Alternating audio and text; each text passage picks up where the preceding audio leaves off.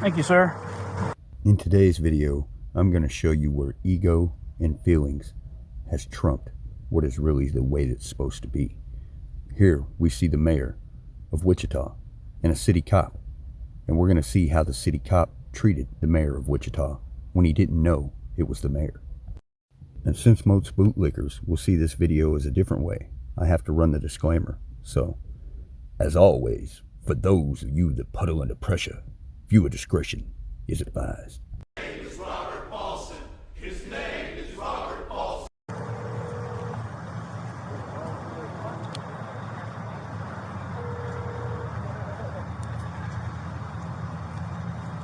Hey, Bob.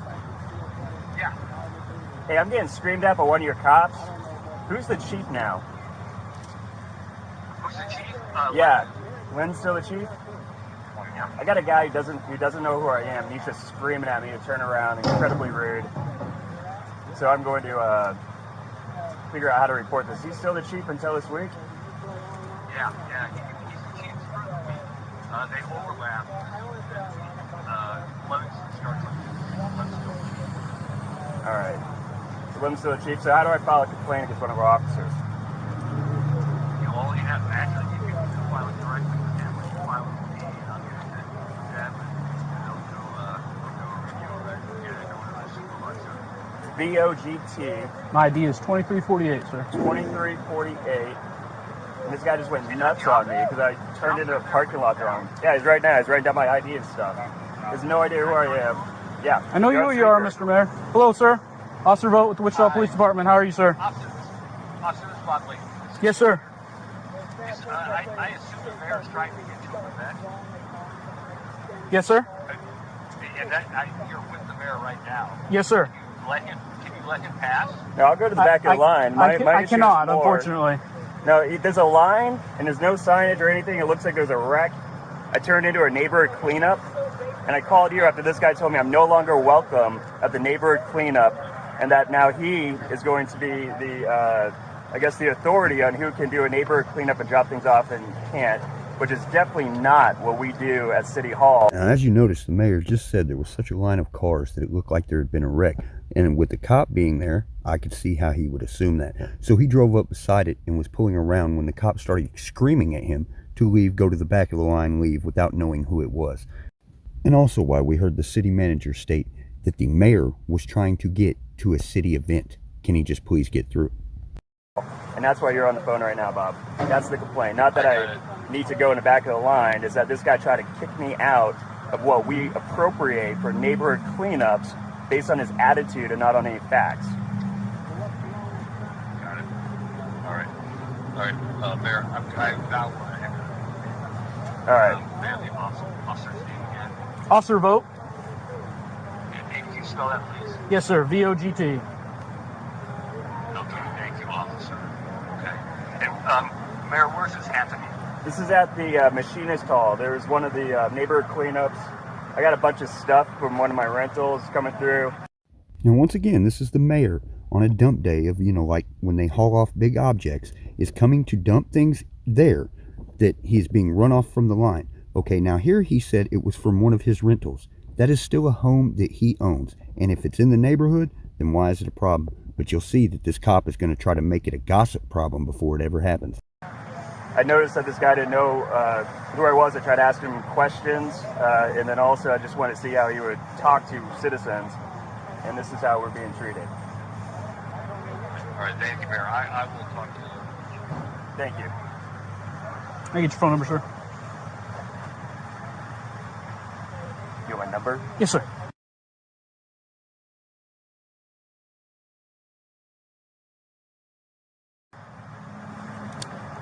I'll be right back with you. Can I unload my stuff? Nope, we don't have any dumpsters to unload it. They're all full.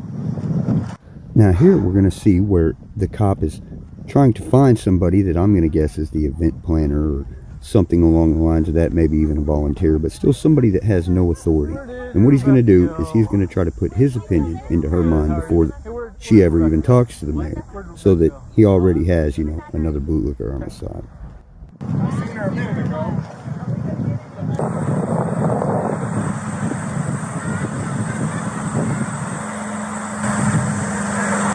Another thing, and this is just my opinion, but it feels like the cop makes it a little excessively long for making the mayor wait.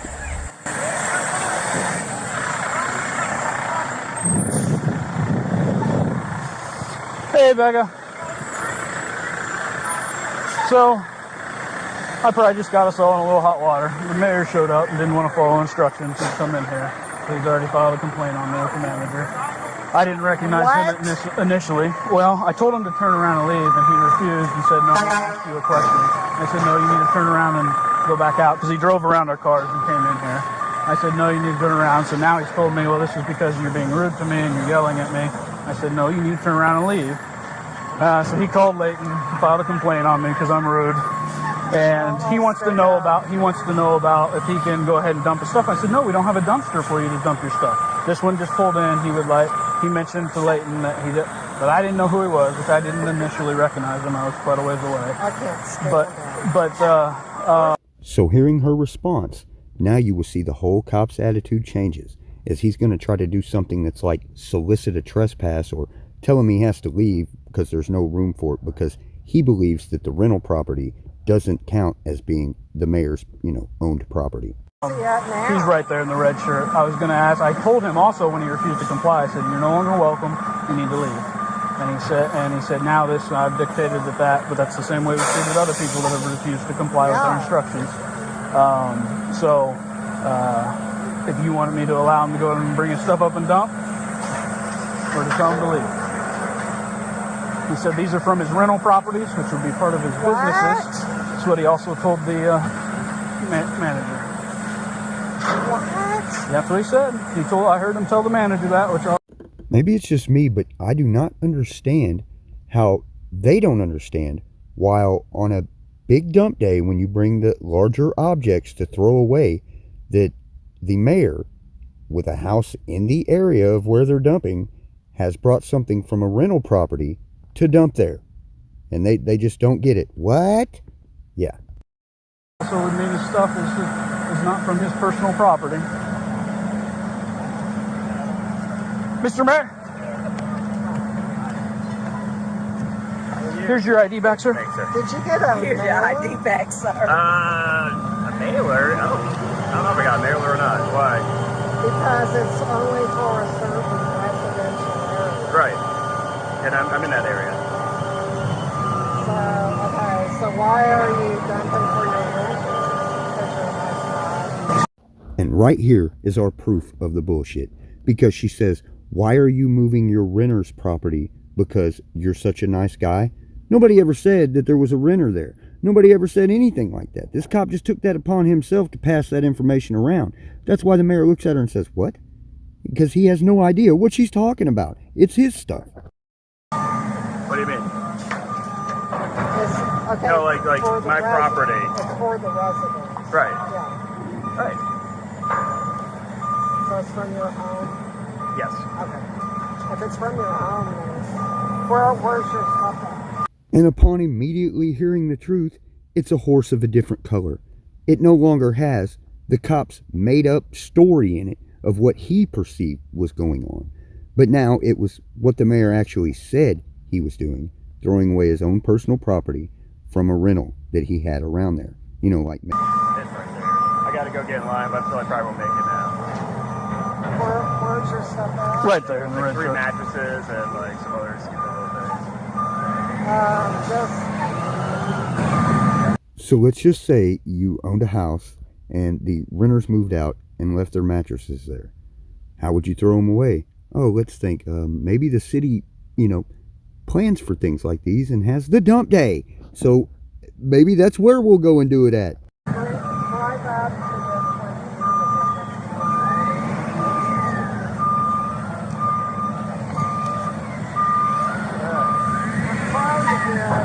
I'm trying to get Waste Link to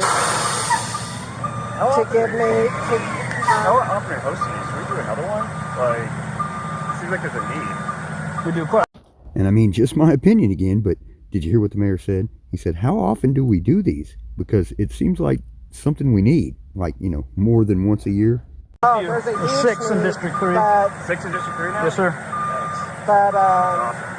Yeah, we're booked. We're booked. So we got And I mean, did anybody hear what she said? Right side, left side, or whatever. Yeah, I think Grandma might be a little sloshed. 6 coming in. Jeez. That line's insane. I thought it was an accident. Well, somebody shared it on Facebook, which we've never had that problem before.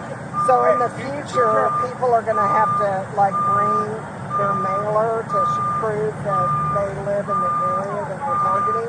Because we can't do all of Wichita. It's impossible. Right. I mean, it's When's the next one? For where here? For just District 3. Or the next one here, you know that one probably. Well, we only do one a year here. Okay. Yeah. I've probably got them in my book. I could check. And then West High is going to be doing one, but Mid-October? They were supposed to do it October 29th, and now they moved it to November. Oh, they had to push it back? To the next week. It's the next big one. The others are small, but they're a little smaller. Grandview, Metal, Mead are coming up in October. What else is over there? There's another District 3. There's 3, and I know there's another one. Yeah, one of them's over on the with the east side neighborhoods. I'll let you know. Yeah, I think it's a lot.